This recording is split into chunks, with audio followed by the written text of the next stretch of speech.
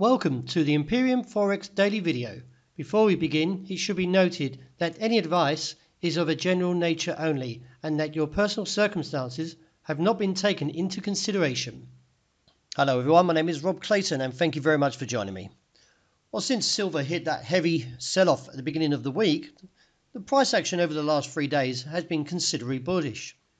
With the market now reaching its target of 80.85, I am looking for a further upside potential to $17.15. Now the reason behind that is if you look at the technical implications, firstly the stochastic does hold to a bullish crossover and is growing, and also the MACD is at this point just breaking over the zero axis and also giving further implications that the market should, once clearing 85, which was the overnight high, and looking towards that $17.15 as I mentioned. Any pullback on today now looks to find around support at $16.60. Moving on to gold, the yellow precious metal still holds to its bullish sentiment as the market from the stochastic point is supporting a further climb, with the immediate target now looking towards 1,254 to 1,259 to 61. Since staging a recovery from this week's heavy sell-off and rebounding from 1236, the market is potentially now holding support at 46 to 47, and any weakness towards there should find a return of demand.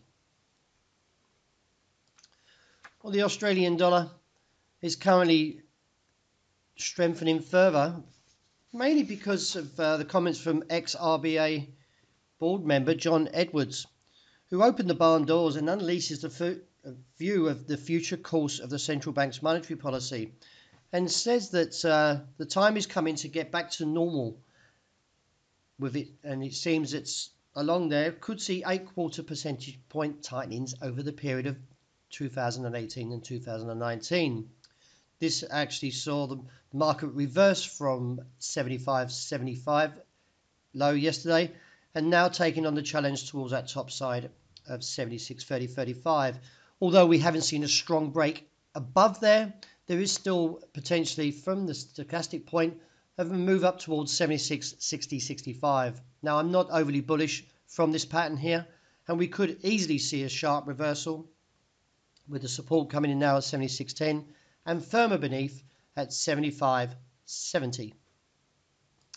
Well, with the US dollar taking another slip to the downside for the second straight day in a row, extends losses against the basket of global currencies, with the euro, after a month of consolidation, as you can see just here, has rallied very hard and now looks towards the target of 114.30-35.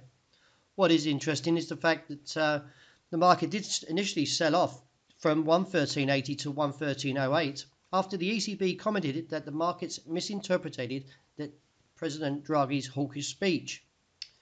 Bloomberg quoted an unnamed source saying that Draghi's comments were intended to strike a balance between recognising Eurozone's strength while maintaining a policy accommodation is still needed. However, as you can see, the market has recaptured and the dollar is still heading towards the lows seen in November. So we could see this target, if it breaks above 114.30 to up to about 114.85. But like the Australian dollar, I am still very cautious to this current rally, as I feel the market can easily snap and reverse. So a little bit of caution should be played for those that are trading long. Well, dollar yen, you see, posted a doji in front of that resistance of 112.50. What is interesting is what's keeping the market up is the fact that yen crosses are still playing a hand to this rally, even though the US is weaker. On the day, I expect to see another range of 111.80 to 112.50, and I am extremely cautious to the bullish call. I feel that we may see a rejection from this region and look back towards the downside, with the immediate target coming in at 111.80 and could find a base now around 111.30-35. Well, the Bank of England come out with comments overnight with Mark Carney.